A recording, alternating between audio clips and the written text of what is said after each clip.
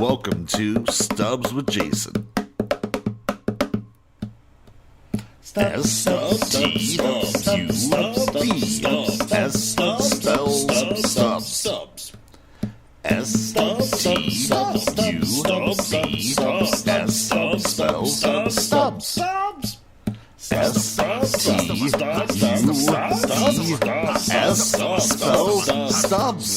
Stubs. Hey people, welcome to Stubs Jason, where I review all kinds of things on all kinds of screens.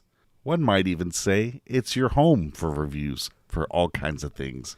This week I checked out a film called Megalopolis, directed by Francis Ford Copola, obviously most famous for directing Godfather 1, Godfather 2, Apocalypse Now.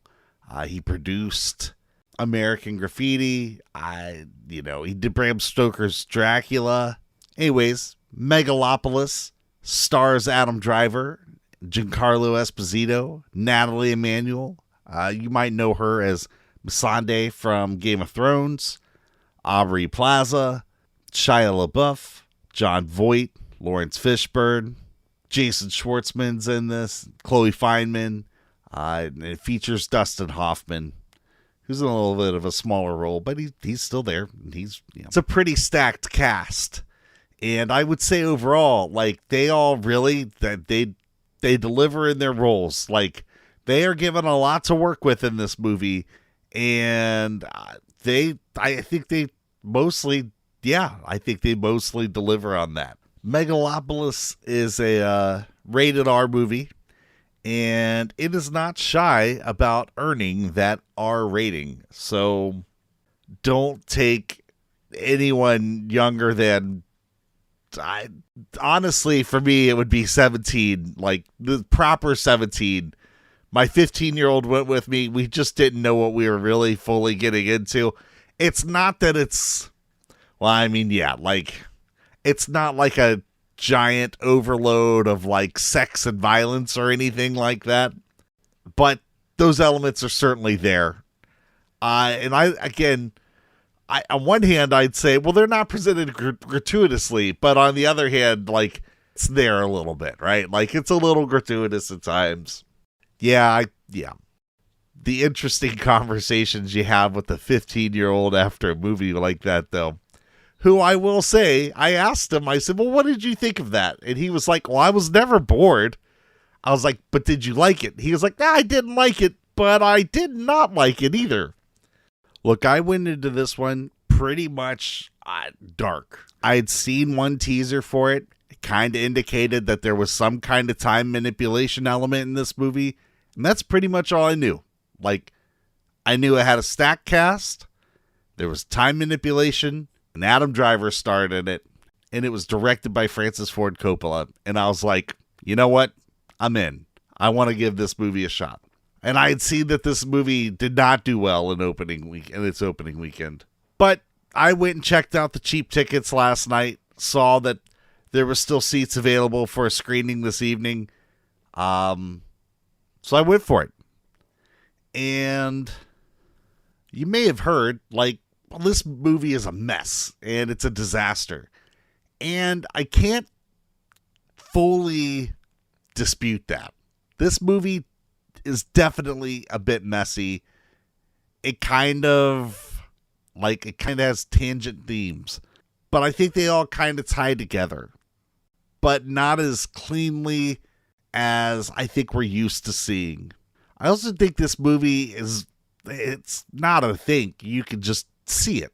This movie, even in its title, greatly influenced by films of the past. We're talking 30s, 40s, and 50s cinema, from production to design to, aesthetic, even to themes and storytelling. This just lends to something much older than what we've seen over the last 20 to 30 years. And I gotta say, I found it refreshing, and I was entertained through this entire movie. There was never a point where I was bored. I was definitely asking myself at times, like, man, where are we going? What is this? But there's a lot of commentary built into this movie about our society. And I think that's essentially what Francis Ford Coppola is doing here. I find it interesting that he had this movie in development for as long as he did. I would be curious to see what the different generations, the different versions of this movie looked like each time he put it back. Like, apparently he got as far as a table read around 9/11, original 9/11. But there is a moment in this movie that kind of, it's not like, you're not like, it's not completely repeating that, but like there is a moment of some destruction that occurs that I could see where they would be kind of sensitive to making a movie like this during that time. This movie is a bit of a love story. It's a bit of a sci-fi movie. It's kind of a social commentary. It wears a lot of different hats. And I will say that I found a lot of it really interesting. And the paths that you see the different characters go down, or they, again, they're not like traditionally, like, doesn't really feel like anybody is going through like an arc. You're just kind of observing people and their behaviors. And some of these people are very over the top. Some of the acting is intentionally very wild, and Aubrey Plaza and Shia LaBeouf, like, they're satire, more or less. But they do a great job at it, I was impressed. I was impressed with this cast. I feel like they all really delivered on this vision that he was aiming to make. With that said, the cinematography in this movie is mostly fantastic. Like, I only got to see it on a standard screen. I'm guessing that's, because I waited. If I had seen it over the weekend, I probably could have caught it on a premium format. Just wasn't in the cards with me. I will say that I wish I had seen it on a larger format. Now, I was up close, like I was in the second row, so it felt very large. But yeah, cinematography was pretty darn incredible. Now, visual effects, some of them are great, and a lot of them are really good. But some of them are weird, like almost like you're looking at concept art. And I don't know if that was stylistic choice or execution. Some of the scenes, like you see crowd scenes, or you see like large sweeping overhead scenes coming down onto streets filled with people that you can tell are digital people. It's not like extras and stuff. And you can definitely tell, like, I'm looking at digital elements here.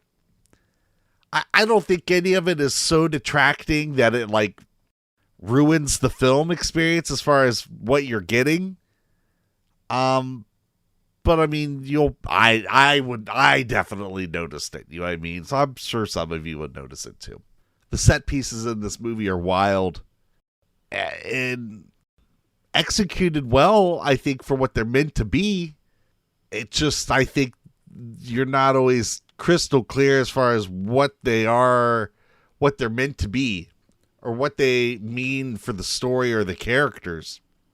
I think overall the story, while it does all those different elements, there are some that they just, the way they wrap up is very, I don't know. Like, again, it doesn't feel like modern storytelling where like it's wrapped up with this perfect bow. Like, no, it kind of just, sometimes it's like, here's how that ended, and they just give it to you, and they're like, well, what did that even mean? What was the point of it?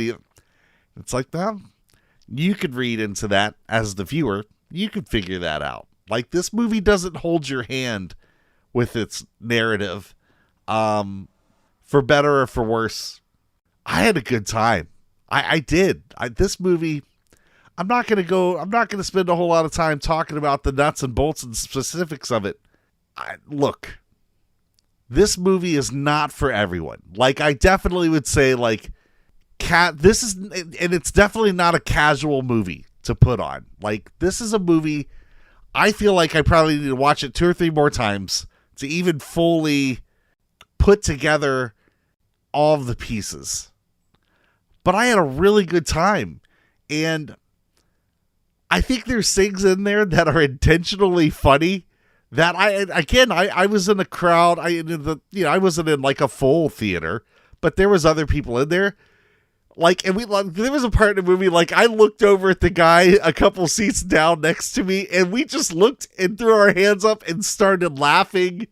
And there were just parts that we laughed at. And it's not that it's being a direct comedy and it's dialogue. It's just so absurd. And the way some of it's delivered, you can't help but giggle and laugh. And it's like, this is nuts.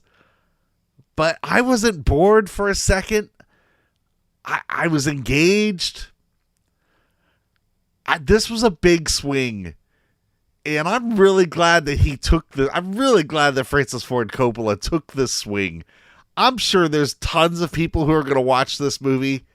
Well, I mean, maybe not tons of people who are going to watch this movie. The box office says tons of people are not going to see this movie.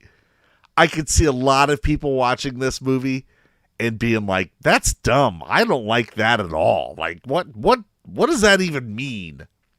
I can't say I'm that person, though. I had a great time. There are great themes. There are great themes that they're trying to convey. Now, again, maybe you don't, I get it. I'm all about escapism. Like, I get that. Like, I do love having a good time, just sitting down in a dark theater, right? Just taking in some good old-fashioned blockbuster dumb fun, man. I love that, right? Sometimes it's cool to watch something a little different that when you walk out, it kind of provokes more thoughts than you expect when you come out, with more to consider. And that's what this movie did for me.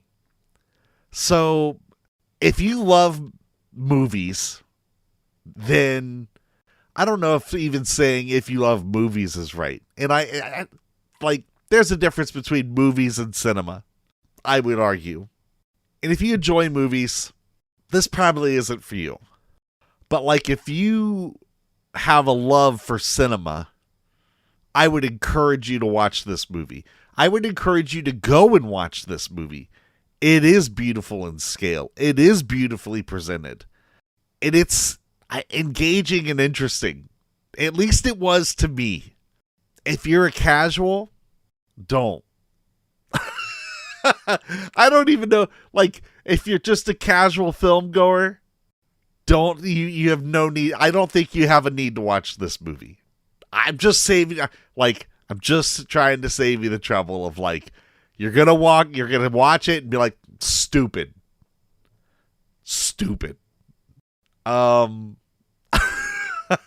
But yeah, I will definitely watch this movie again at some point in time. I'm very curious to hear. I'd love to hear a commentary track on it. This is a movie that I would love to dig into the behind the scenes stuff on. I just want to know more about it. So for the casuals out there, don't stub. For the cinema files out there, stub. I say go see this thing.